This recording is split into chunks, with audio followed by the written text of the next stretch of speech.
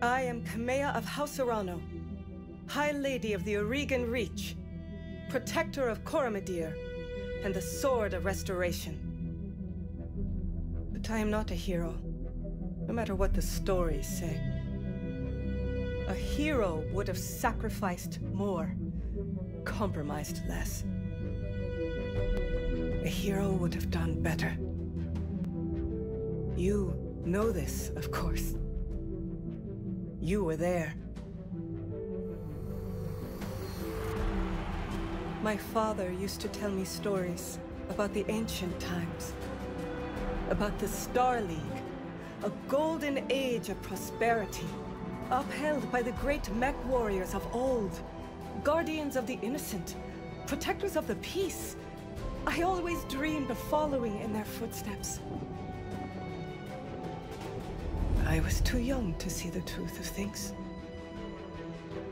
After all, it wasn't heroism or a noble cause that won me the throne. It was hiring a mercenary, skilled enough, perhaps ruthless enough, to carry the day. Hiring you. I still don't know if you fought for honor or for the thrill of it, for belief in my cause, or just in my money. But whether it was your noble heart or mercenary mind, your actions gave us hope. That makes you a hero in the eyes of history. Whether you believe it, that's up to you.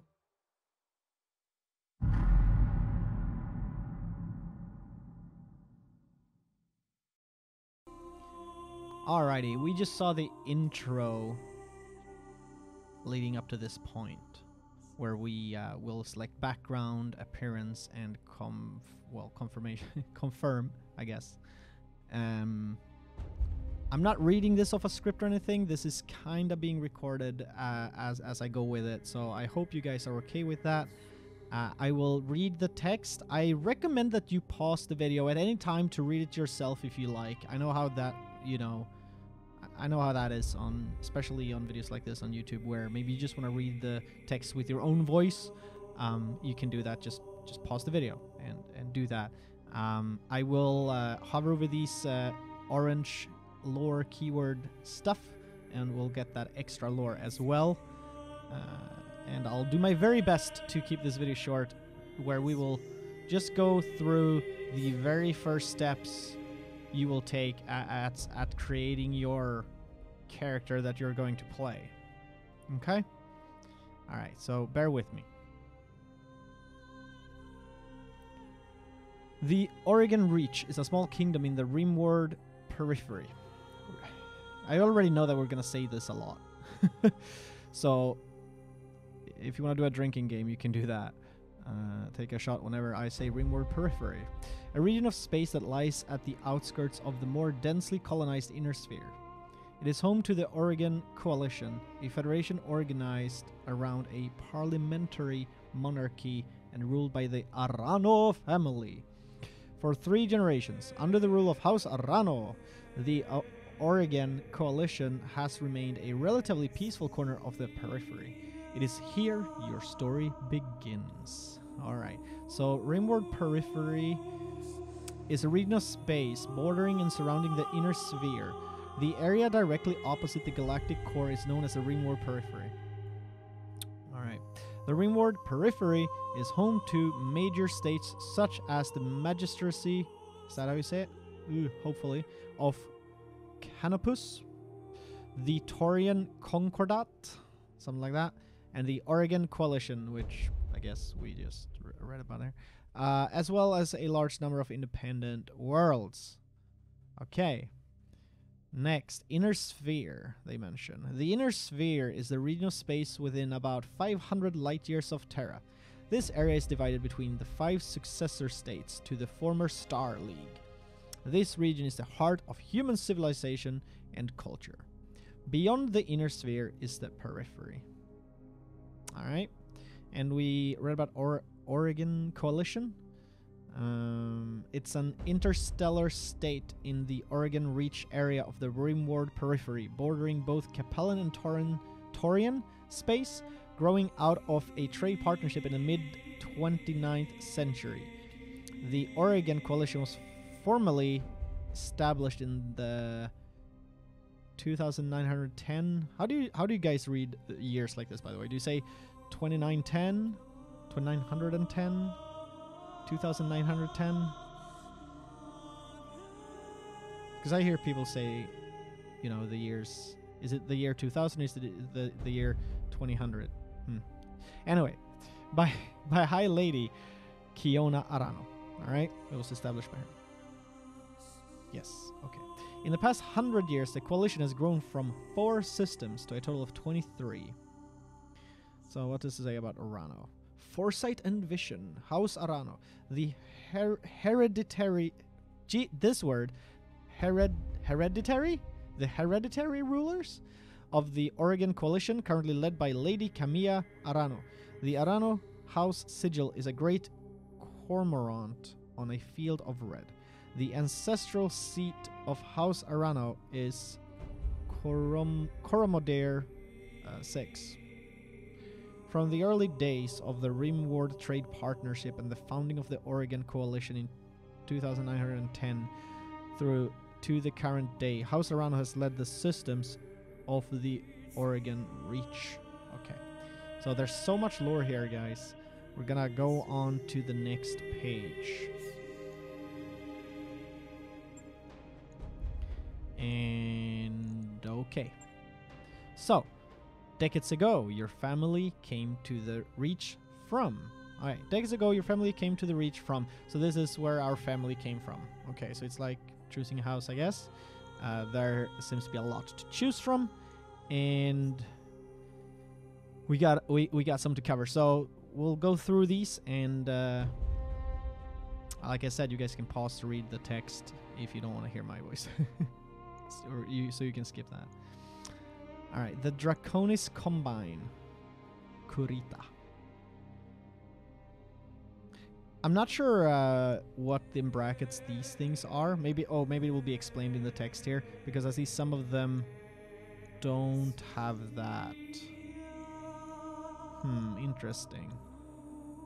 I'm new to the Battletech franchise as such, so I'm not all that well familiar with the lore. Okay.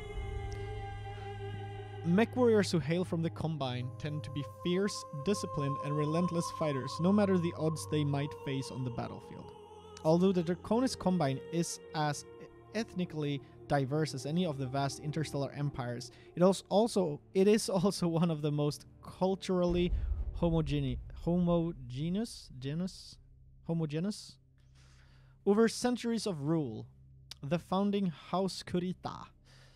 I'm not even sure if I'm pronouncing these words. Like I don't know. I'm rolling the R and things like that. But yeah, we'll go with it.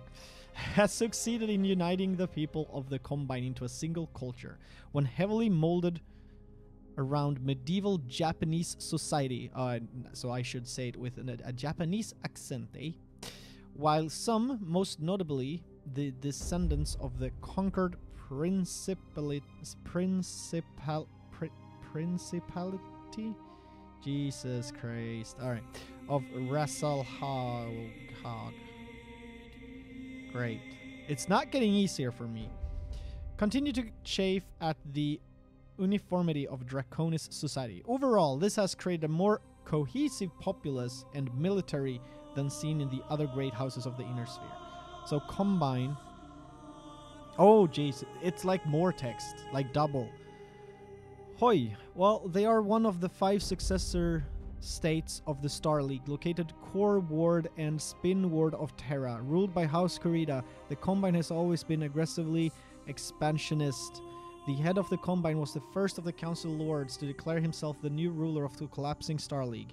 Regularly in conflicts along its borders with all its neighbors, the Combine is a highly structured militaristic society with rulership in the hands of the Coordinator, the Commander-in-Chief of the Draconis military. The Combine's culture is heavily influenced by the Japanese roots of the ruling family. despite the minority status of those with Japanese ancestry, as this cultural heritage is imposed from above by the predominantly Japanese ruling class. The current leader of the Combine is Coordinator Takashi Kurita. So, yeah, dragon. Japanese, man. House Kurita.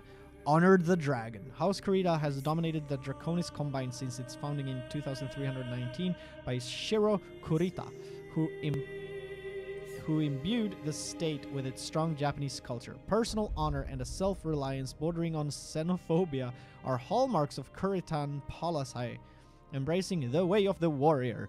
The Draconis Combine has had a long history of antagonism with and aggression against its neighbors. Okay, anything else we need to know? Principality of Razalhaug, something like that.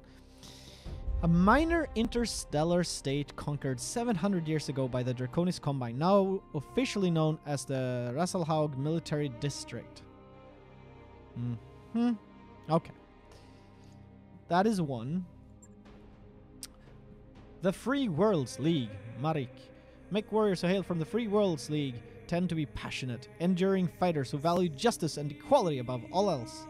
The oldest and theoretically most democratic of the great successor states of the Inner Sphere, the Free Worlds League is actually a broad coalition of many minor noble houses for most of the League's history.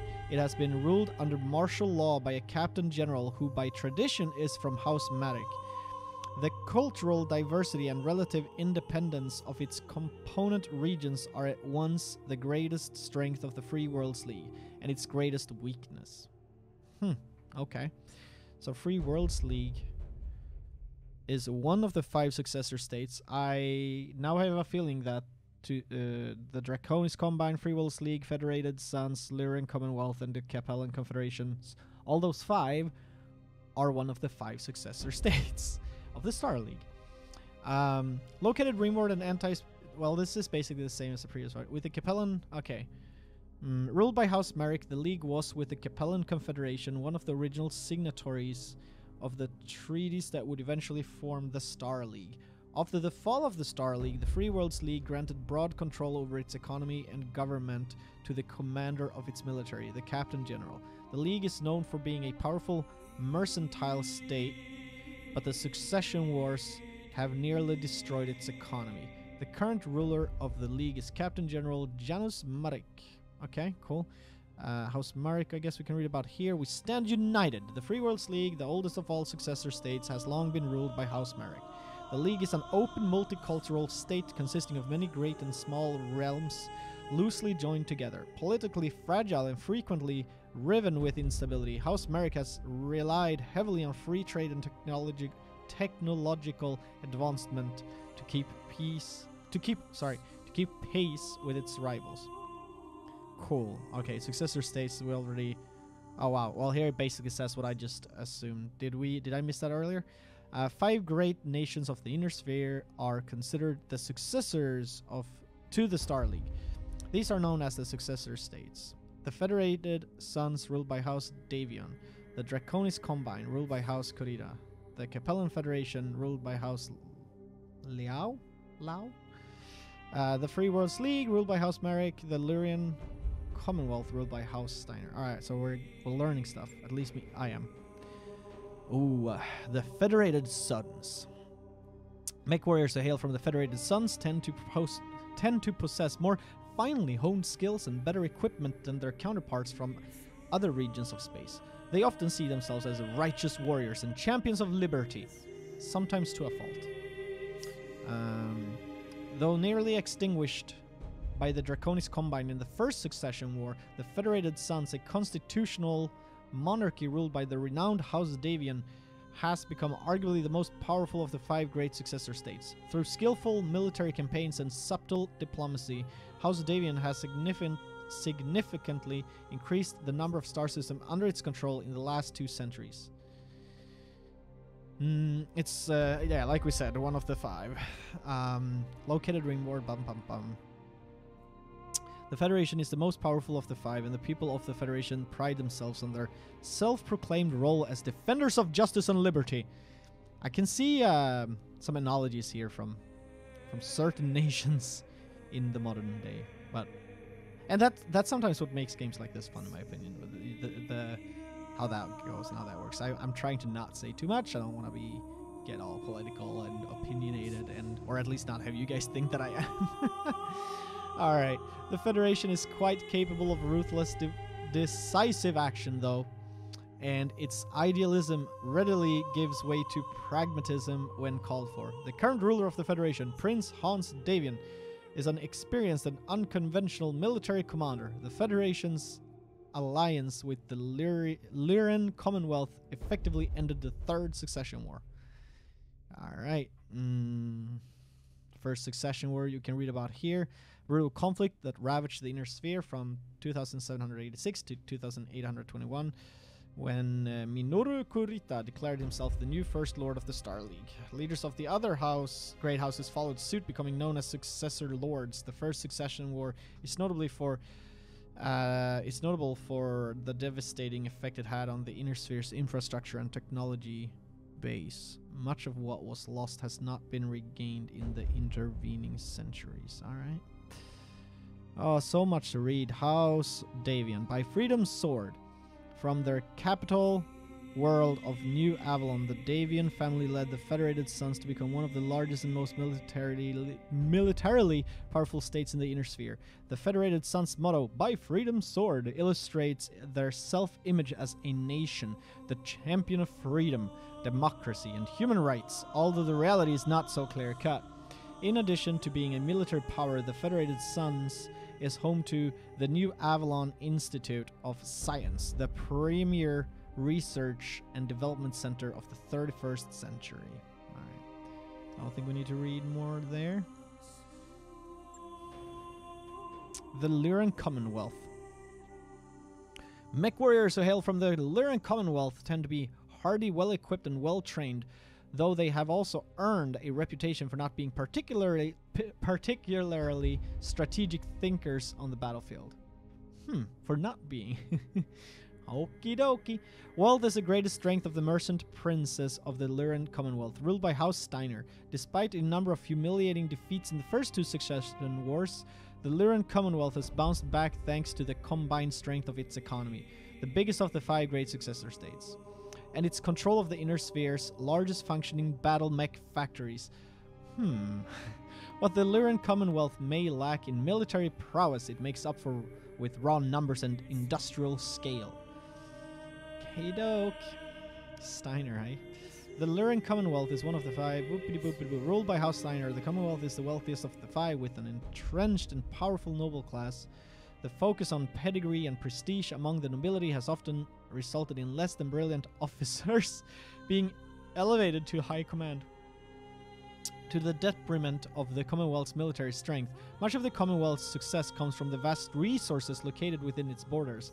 The current ruler of the Commonwealth is Archon Katrina Steiner, notable for her peace proposal that, in allying the Commonwealth with the Federated Sons, effectively ended the Third Succession War. House Steiner, eh? Indomitably will. No, wait. Indomitable will. That's how you say it. With many resource-rich worlds, shrewd business acumen, and a strong industrial base, the Lyran Commonwealth, under the stewardship of proudly Germanic House Steiner, prospered even during the worst of times, in spite of the destruction of the succession wars. Overall industrial output and average standard of living exceeded that of any other successor state. This vast wealth helped the Lyran state weather any military reversals, especially self-inflicted ones, by quickly replacing their material losses. Okay, we're halfway through, right? I'm curious about these other options here, which is not from the successor states. It's pretty cool, the background you choose. Also very curious how it affects the campaign and all that. Mech warriors who hail from the Capellan confederations are dedicated and steadfast combatants, capable of holding the line and often surprising those opponents who would make the mistake of underestimating them. The Capellan Confederation has suffered the most at the hands of the other successor states over the last 2 centuries of war, having lost nearly half of the territory it once controlled at the height of the Star League's rule. Over time, the leadership of House... how do you pronounce this, guys? House Liao? Or Lao? Liao? I'm probably going to go with Liao, I think. Has transferred the Capellan Confederation into a socialist police state with highly regulated economy. Most Capellans take great pride in their citizenship, which must be earned through service to the state. Capellan Confederation. It's one of the 5. House Liao. It's the smallest and newest of the successor states, and often the loser. And often the loser in conflicts against the other powers of the inner sphere. It is an authoritarian police state with philosophical origins in a text known as the Corvin Doctrine, which argues for total subservience of the individual to the state. Citizens of the Confederation must earn their position and the benefits of citizenship through service to their community. The current ruler of the Confederation is, how do you say it? Chancellor, right? Maximilian Liao, a shrewd planner and master manipulator. And House Liao, one vision. The Capellan Confederation is the smallest of the successor states and was the last to form. Created on Campella by neighboring states in 2366, House Liao gave the Confederation its Han Chinese character and ensured the survival of the realm through strong, if frequently erratic, rule. Popularly disparaged as a totalitarian police state, many Capellan citizens enjoy a high degree of personal freedom and willingly serve the state in return for the generous services it provides. All right, let's look at the magistracy of Canopus. Mech warriors who hail from the magistracy of Canopus can run the gamut of skill and fighting styles, but they often favor clever and unorthodox tactics on the field. While smaller than the great successor states of the Inner Sphere, the Magistracy of Canopus is one of the major powers of the Rimward Periphery. So this is like the outer, you have the Inner Sphere and then you have the Rimward Periphery, which is basically the outer edges of it. If I understand everything in the geography here. The Magistracy is a matriarchal society led by the Magistrix.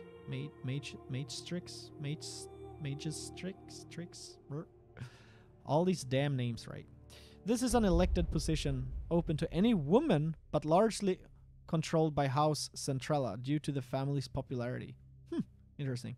The Magistracy supports an open society that ensures the personal liberty of all citizens and the right to live their lives as they see fit. Cool. It is a large periphery state located rimward and anti-spinward of Terra, just beyond the Free Worlds League. Founded explicitly as a matriarchy. That's the opposite of patriarchy, right? Interesting.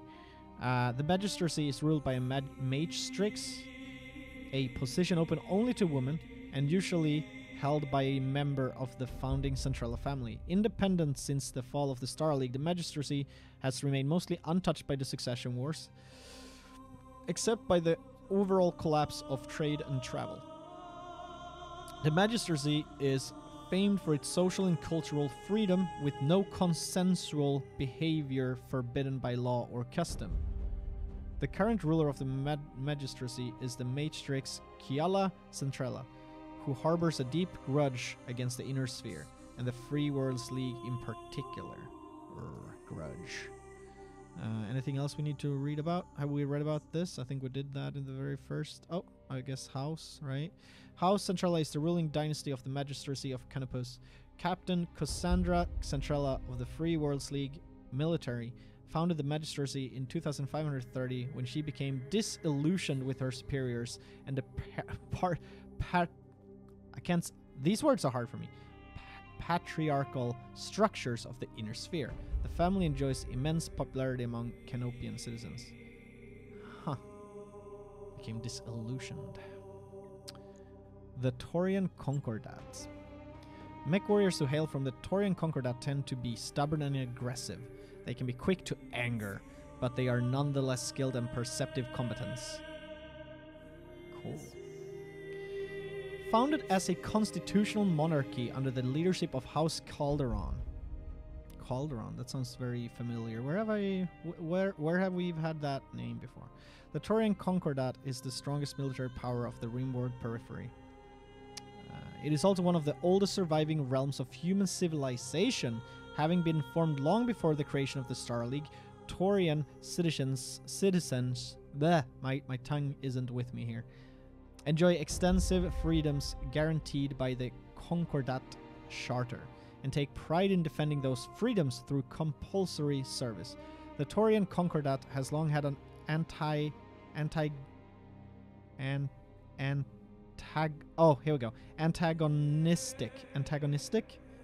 There we go.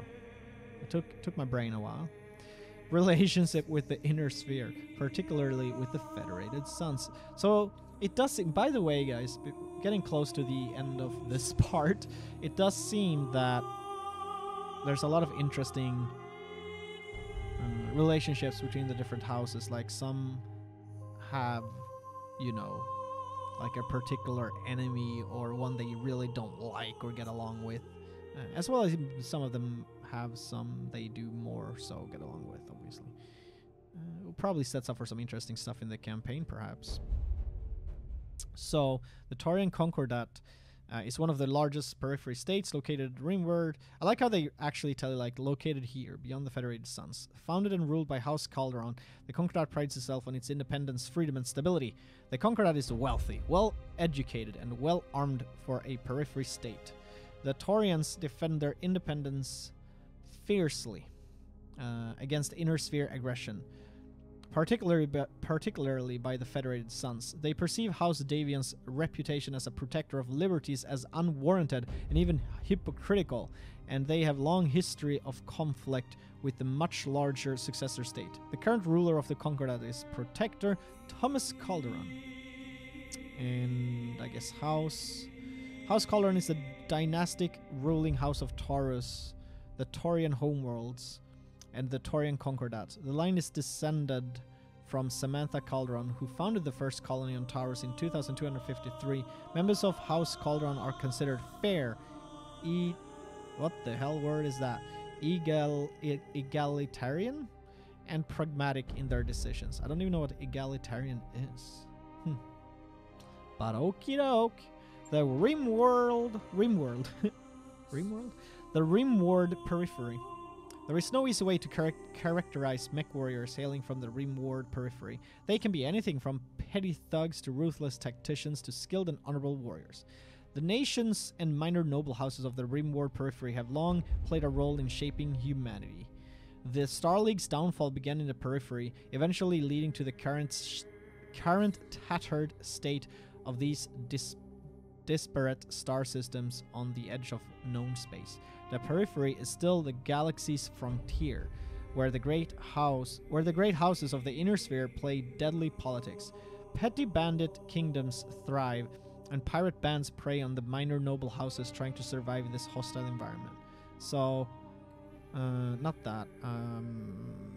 Oh, there's actually, wait, Rimworld. Oh, I guess Rimworld periphery is this thing. It's a region of space bordering surrounding the inner sphere. The area directly opposite the galactic core is known as the Rimworld periphery. Surrounding the inner sphere. The Rimworld periphery is home to major states such as... Okay, so this I guess as like what your family came from the reach from the Rimworld periphery. It means like no real state. Or this is getting like more like it can be like anything, I guess. Thugs, warriors, whatever. Okay, I guess I'm trying to wrap my head around all of these. The deep periphery, is that like beyond the rim world? Mech warriors that hail from the deep periphery are rare, but even rarer is the mech warrior who will admit to such an origin. Beyond the outermost edges of the periphery lie depths of space that remain uncharted and unknown to most of human civilization. Little is known about these regions, but they are far from uninhabited. The deep periphery is littered with abandoned colonies and small outposts, isolated from the rest of humanity. After the fall of the Star League, General Alexander Kerensky led the remnants of the Star League defense force into the deep periphery, disappearing from the inner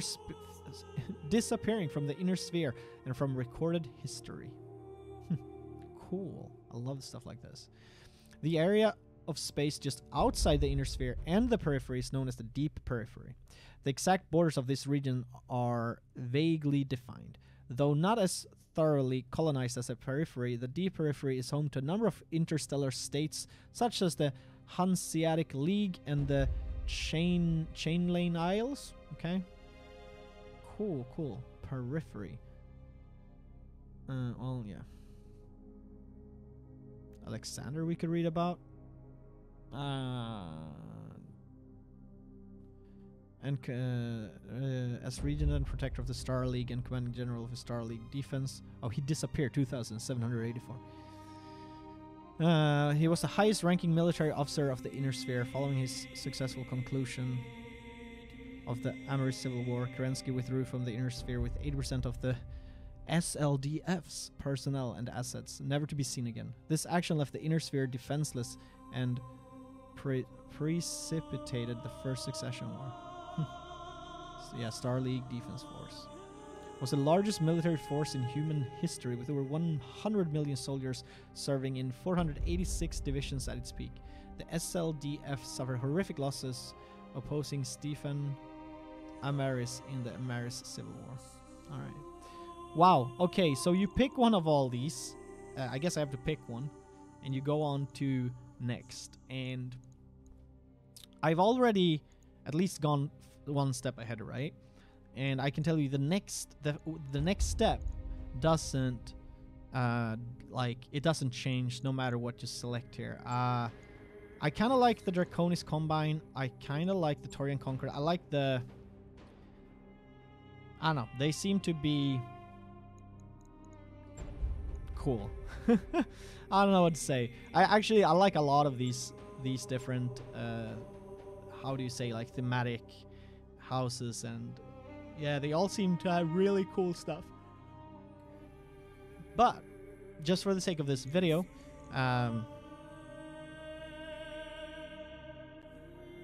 we'll go with the Federated Sons, because we're here for to defend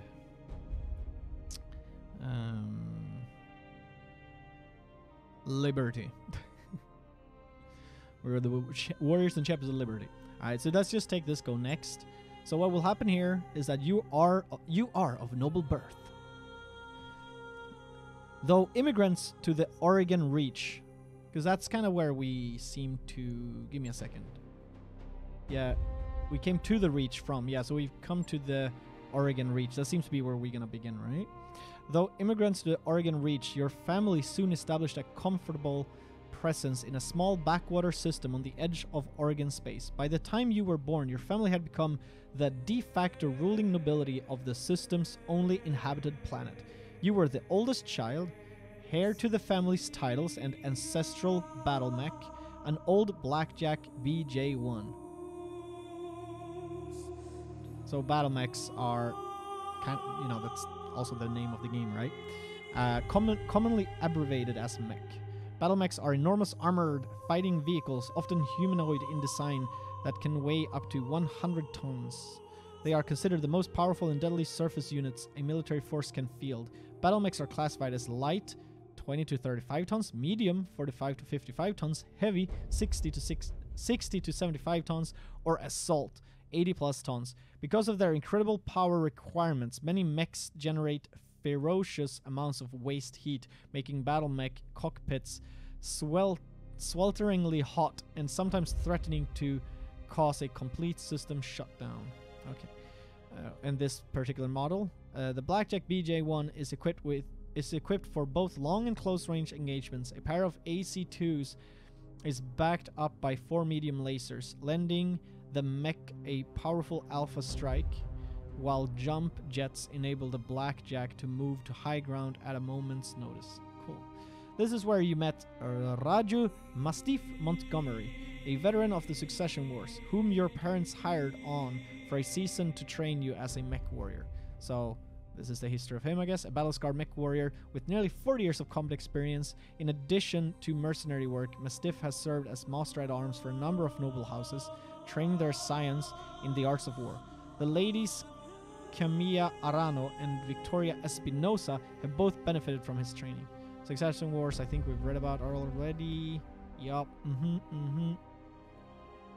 Mech warriors is actually the pilots. So yeah, someone who pilots a battle mech is called a mech warrior. They typically serve in the armies of the successor states or in mercenary units. During the Succession Wars, many mech warriors owned their own mechs and passed them down through the generations as family heirlooms. Pretty cool.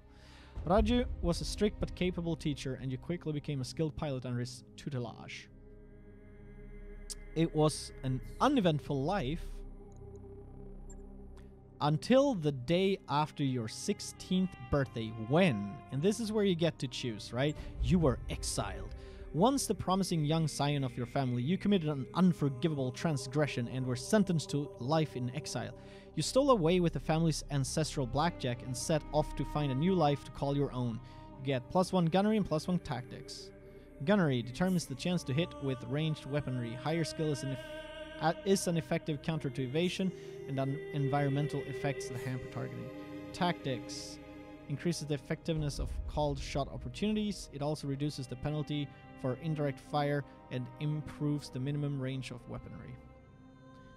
Alright, so this is gonna affect, see, it's gonna affect like your starting skills, I guess. You struck out on your own. As the heir to a noble family, you grew up wanting for nothing, and as it turns out, you couldn't stand a life of pampered nobility. Finally, one night you stole away with the family's ancestral blackjack and set off to find a new life to call your own. You get +1 piloting. Increases melee hit chance and base sprint distance. It also improves the threshold of stability that triggers unsteady and increases the maximum level of evasion, possibly from movement. And +1 tactics. Okay. Your family went bankrupt. As you grew older, you watched your family's fortune, income, and influence slowly dwindle away until there was nothing left. Your parents, driven to despair, took their own lives. Oh my god. With nothing but your family's ancestral blackjack left to call your own, you set off to make a new life for yourself. So +1 tactics, +1 guts. What is that? Improves the maximum health of a mech warrior. It also reduces the penalty from weapon recoil and increases the threshold of heat and triggers overheat. Okay. Your family died in an accident. The rest of your family died in a freak jump ship accident, after which you discovered they had left nothing behind but piles of debt. After selling everything to settle the debt, you set off on your own with only your family's ancestral blackjack left to your name. Piloting and guts. Okay. Jump ship. Are space-going vessels capable of fast and light travel? I'm sorry. This does not. Like, it's jump ships. Like, there's so much lore to read about. Your family was betrayed. Your family was betrayed and its seat of power destroyed. You defeated the betrayers, but you were the sole surviving member of your house. With nothing but your family's ancestral blackjack left to call your own, you set off to make a new life for yourself. Okie doke. So, like, for the sake again of this video, I'm just gonna select something. If we end up doing a playthrough on YouTube or on stream, we'll put some more thoughts into this, I think. Next. Okay, let's just see this list.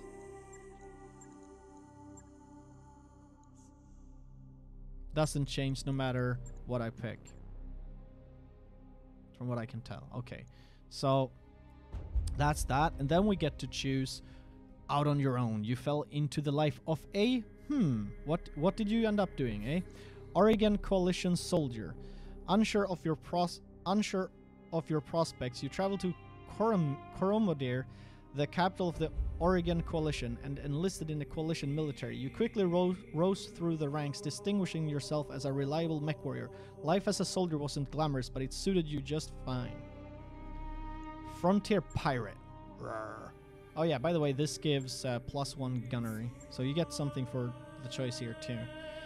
Tired of living under the authority of others, you fell in with a local pirate gang in the Rimward Periphery. It was an unruly crew, but an effective one. Roaming the periphery afforded your outfit with a steady supply of poorly defended merchant caravans and supply depots to prey upon. While raids did occasionally devolve into combat, you quickly learned that successful piracy is mostly about being in the right place at the right time with the right threats and a good show of force. +1 guts. Solaris Gladiator. Ooh. You took your skills as a mech warrior to the famed arena planet of Solaris 7. There, you eked out a living as a gladiator, fighting for the crowd in minor arenas, getting by from paycheck to paycheck. +1 gunnery. Inner Sphere Mercenary. Eager to get away from it all, you joined up with a minor Inner Sphere Mercenary unit. Integrating into the tight-knit crew took time, but you eventually proved your worth and became part of the family. +1 tactics. Frontier Freelancer. You roamed the Rimward Periphery as a freelancer, signing on for whatever odd contracts you could find as a mech warrior for hire. It was a solitary life, but as you became more comfortable with the itinerant lifestyle, you found you were able to make a decent living helping the people of the frontier. +1 tactics. And Merchant Guard. You signed on as a guard for a small trading guild, providing security as the guild's caravan made trading runs between the inner sphere and the periphery. It was a largely uneventful life, but you were able to put your mech warrior skills to good use in the occasional scuffle with pirates and uncooperative local governments. +1 piloting. And... I like the pirate thing. I like the pirate just because of that, basically. Coalition soldier is pretty cool too. I like all of them. I have to say. Tactics is pretty nice. What else does tactics do? And improves the minimum range of weaponry. Okay. But freelancer is kind of cool too.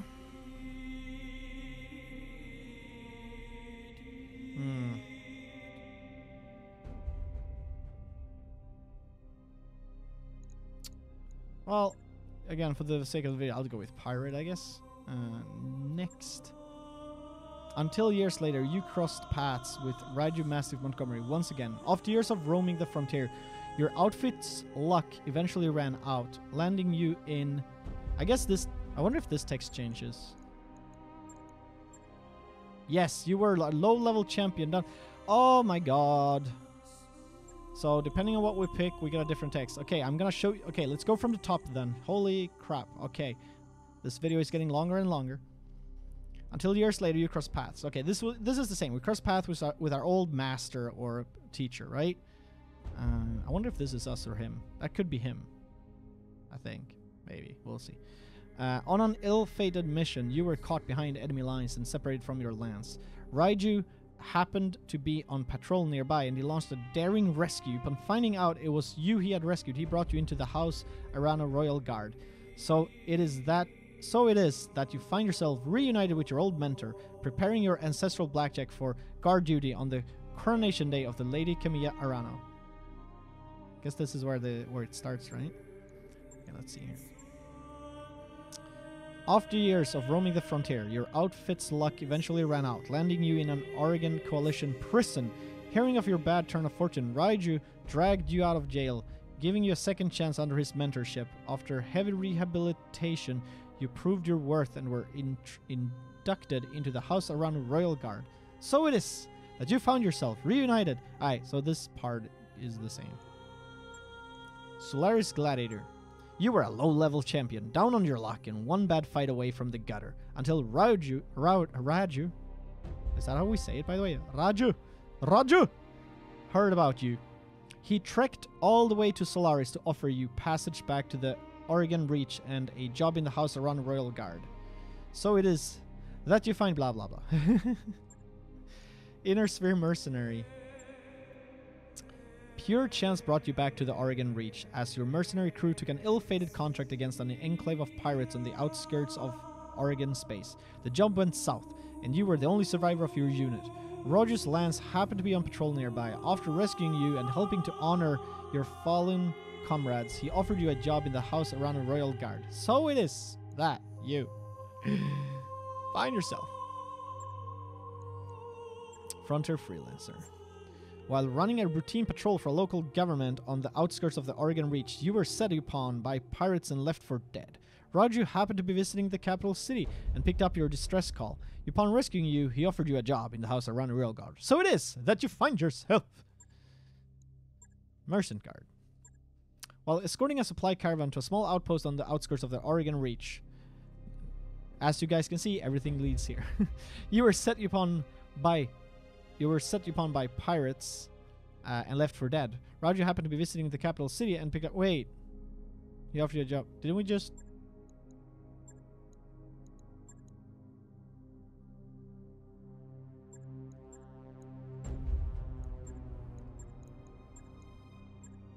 So, Frontier Freelance and Merchant Guard seems to have the same text. Whether that's intent or not, I cannot tell. But, there we go. Next. And here, okay, so that was the Raju we were looking at. So, your name and call sign. Scream. Mech Warrior call sign. 100% take random. Beauty, Soon, Hawk, Tarbox, Vampire. Mech Warrior call sign. Boom Slang, Moonlight. Alright, Vogel. Alright, so Scream 112 is probably annoying to say, but that's my nickname, man. First name, last name. Hey. Wait, where do we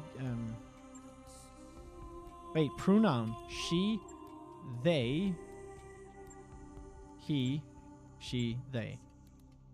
Oh, okay. He. Well, yeah, we'll just do something like that. Mateus. Wow, how the hell? Justus Hansen. Herman Hansen. There we go. Herman Hansen. Customize. Oh yeah. We're gonna be here for a few hours. No, well, not right now. We're just gonna go with this for, again, the sake of this video. But that is so cool. Customize, look at that. You can do some stuff. I love this shit. Makeup. Wait, did we have makeup? I don't even know. Tattoo. Dude. I mean, yeah, obviously. Scar. Okay, I actually like the original Scar. Hairstyle. No, actually, that's kind of also a part of what I like. Clothing. Good.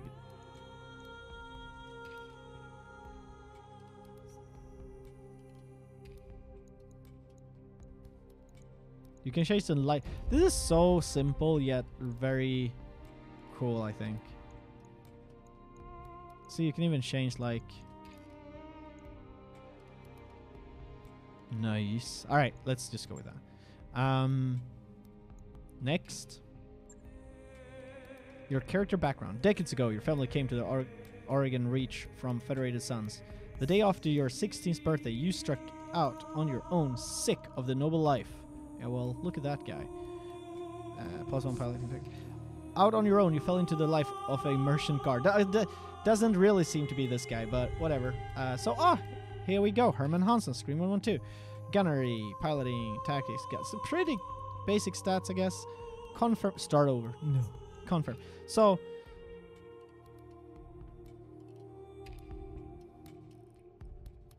the big question is, what happens when you hit confirm, right?